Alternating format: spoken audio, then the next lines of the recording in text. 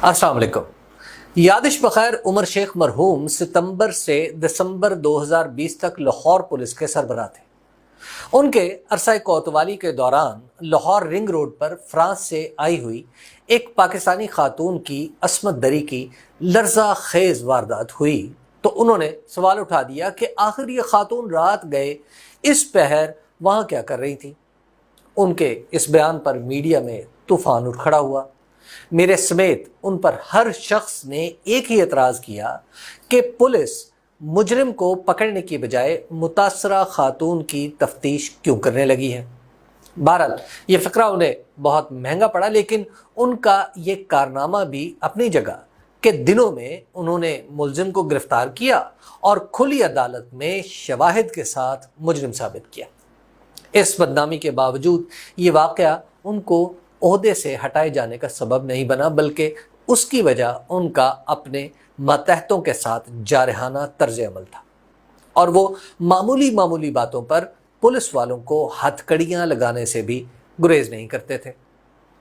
जब वो ओहदे से हट गए तो लाहौर में उनके साथ काफ़ी मिलना जुलना रहा। इस मेल जोल में उन्होंने पुलिस, उसके मेयार और लोगों से ताल्लुक़ के बारे में बहुत कुछ बताया। एक दिन किसी मजलिस के दौरान उनसे एक दोस्त ने पूछा कि आप अपने मातहतों के लिए जल्लाद क्यों बने रहते थे।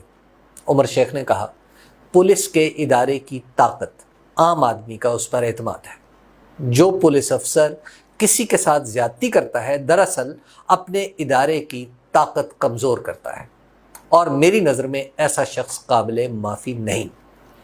उमर शेख के इस एक फ़िक्रे में आवाम से बराह रास्त ताल्लुक़ रखने वाले सभी इदारों का वो बुनियादी उसूल पोशीदा है जिसका उन्हें पास करना चाहिए। पुलिस पर यह ज़िम्मेदारी इसलिए भी ज़्यादा है कि वो इंसानी जान, माल और इज़्ज़त के तहफ़्फ़ुज़ की पहली दीवार है। अफसोस, हज़ार बार अफसोस के पंजाब में अब यह दीवार इतनी कमज़ोर पड़ गई है कि इसमें से सियासत और न जाने किस किस ने रस्ते बना लिए हैं। बिलखुसूस 9 मई के अंदोहनाक वाक़यात ने भी इस पर ऐसी कारी ज़रब लगाई है कि इसकी गैर जानिबदारी का पर्दा भी जाता रहा है। 9 मई को लाहौर और पंजाब के दूसरे शहरों में जो कुछ हुआ वो काबिल बर्दाश्त है, न काबिल माफ़ी। इन वाक़यात के बाद अगर हुकूमती मशीनरी पूरी तरह हरकत में आई है तो बिल्कुल दुरुस्त आई है, लेकिन 9 मई के चंद दिन बाद से ही पुलिस ने अपनी तगोताज का मरकज़ तहरीके इंसाफ को बना रखा है। इस वक्त हालत ये है कि पंजाब में हज़ारों लोग बग़ैर किसी वजह के उठा लिए गए हैं। इन लोगों के उठाए जाने का वाहिद सबब है कि उनका ताल्लुक़ तहरीके इंसाफ से है। इसके बाद उन पर जो मुकदमे बनाए गए हैं उनमें दफ़ात तो नहायत संगीन है, लेकिन किसी भी कानूनी जहन के लिए उन्हें काबिल एतमाद करार देना मुमकिन नहीं जब तक इल्ज़ामात के साथ मजबूत शवाहिद भी पेश न किए जाएं। चूँकि हमारा निज़ाम अभी तक 9 मई के अज़ियतनाक सदमे से बाहर नहीं निकल पाया, इसलिए पुलिस इसकी आड़ लेकर हस्बे आदत और मामूल आम लोगों पर धड़ाधड़ दहशतगर्दी की दफ़ात लगाती चली जा रही है। यह दफ़ात कितनी खौफनाक है इसका अंदाज़ा उन लोगों को है जिनके अजीज़ इसमें फंसे हुए हैं। फिर जिन लोगों को इन मुकद्दमात में फंसाया जा रहा है उनमें से बेशतर पढ़े लिखे हैं। ऐसे लोगों को जब ज़ाती पसंद और नापसंद या अपने ख़यालात की वजह से गंभीर कानूनी मुश्किलात का सामना करना पड़ेगा तो मुआशरे पर इसके मनफी असरात मुरतब होना नागुज़ीर है।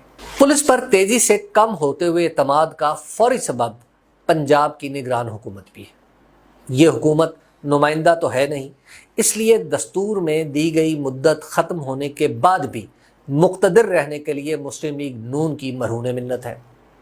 ये जिस जोशो वलवले से तहरीक इंसाफ का कला कमा करने में मसरूफ़ है, इससे ज़ाहिर होता है कि ये सब कुछ सियासी मकासद के ताबे हो रहा है। सूबे भर में मुस्लिम लीग नून के साबिक़ अरकान असम्बली और उम्मीदवारों को जो सहूलत इस वक्त मैसर है, इसका अशरे अशीर भी वो अपने दौरे इक़्तिदार में हासिल नहीं कर पाते थे। मुझे एक साबिक़ रुकने असम्बली ने बड़ी खुशी से बताया کہ حکومت کا مزہ ہی اس نگران دور میں آیا ہے۔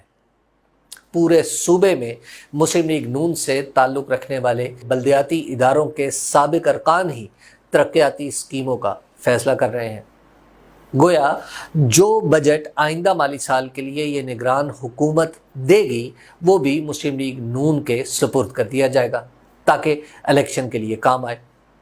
جب صوبے کی نگران حکومت ہی اتنے واضح رجحانات کا مظاہرہ کر رہی ہوگی تو پولیس بھی اسی رخ پر چلنا شروع کر دے گی، اور اس کے نقصانات آج جو ہو رہے ہیں سو ہو رہے ہیں، لیکن اس کے دور رس مضرتوں کا اندازہ بھی کوئی نہیں لگا پا رہا۔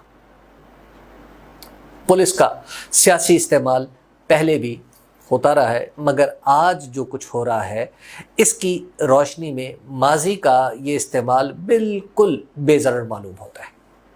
حالت یہ ہے کہ حکمران اتحاد سے تعلق رکھنے والے بعض کاروباری اشخاص اپنی کاروباری چپتلشیں طے کرنے کے لیے بھی پولیس کو غلط سلط معلومات فراہم کر کے اپنے مخالفین کو مصیبت میں مبتلا کر رہے ہیں۔ ابھی کچھ دن پہلے ہی ہماری پیاری پنجاب پولیس نے تحریک انصاف کے چند روپوش رہنماؤں کی گرفتاری کے لیے ایک نام نہاد مخبری پر پوری تیاری کے ساتھ چھاپا مارا تو آخر کار وہاں سے معذرت کر کے نکلنا پڑا، کیونکہ مخبری کی تہ میں کاروباری مفادات کار فرما تھے۔ اس کے علاوہ یہ بھی نیا رواج نکلا ہے کہ وہ لوگ جنہیں ان کی سیاسی وابستگی کی وجہ سے گرفتار کرنا ہوتا ہے انہیں بھرپور مالی نقصان پہنچایا جائے۔ گھروں میں گھس کر قیمتی اشیاء توڑی جاتی ہیں، اگر کسی کا دفتر ہے تو اسے نقصان پہنچایا جاتا ہے۔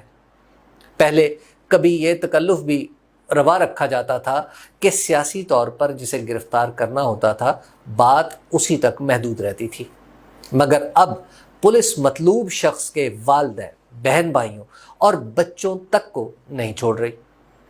حد تو یہ ہے کہ پیپلز پارٹی کے رہنما ندیم افضل چند کے والد کو اس لیے گرفتار کیا گیا کہ ان کا دوسرا بیٹا تحریک انصاف میں ہے۔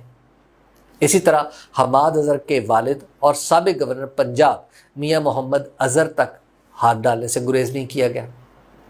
جب مجموعی سیاسی ماحول میں انتظامی طاقت فیصلہ کن عامل ہو جائے تو یہ ممکن نہیں رہتا کہ نچلے سرکاری اہلکار طاقت کے زور پر اپنی جیبیں بھرنے سے گریز کریں گے۔ یہ بات اتنی پھیل گئی ہے کہ ٹک ٹاک پر ویڈیو بنانے والے بچے بھی اسی طرح کی کہانیاں ہلکے پھلکے انداز میں بیان کرتے دکھائی دیتے ہیں۔ ذاتی طور پر مجھ سے بھی ایک صاحب نے مدد چاہی کہ ان کی گاڑی 9 مئی کے سیاہ دن کسی ایسی جگہ کھڑی تھی جہاں ہنگامہ ہو گیا۔ پولیس کے چند اہلکاروں نے اس گاڑی کو بھی مال مقدمہ بنا کر مالکان سے سودے بازی کی کوشش کی۔ پاکستان میں سیاست ہمیشہ مد و جزر کا شکار رہتی ہے، اور ہماری انتظامیہ بآسانی اس فریق کے ساتھ مل جاتی ہے جو ان حالات میں طاقتور قرار پاتا ہے۔ یہ وہ نو آبادیاتی روایت ہے جو برطانوی دور سے ہمارے ملک میں چلی آ رہی ہے۔ 75 سال سے ایک آزاد ملک میں جاری اس روایت نے عملی طور پر انتظامی اداروں کو کھوکھلا کر ڈالا ہے۔ اب حالت یہ ہے کہ جس شخص کو کسی سرکاری ادارے سے کام پڑ جائے وہ اس کے بڑے سے بڑے افسر تک پہنچنے کی کوشش کرتا ہے، اور وہ بڑا افسر فیصلہ کرنے سے پہلے اپنے سے کسی بڑے کے اشارے کا طلبگار ہوتا ہے۔ موجودہ سیاسی تلاطم نے پہلے سے کمزور نظام کو یوں سمجھیے کہ ڈھائی دیا ہے۔ اس وقت پنجاب پولیس میں تو سما یہ ہے کہ ہر افسر کو بلوچستان تبادلہ ہو جانے کا خوف ہے یا نوکری جانے کا۔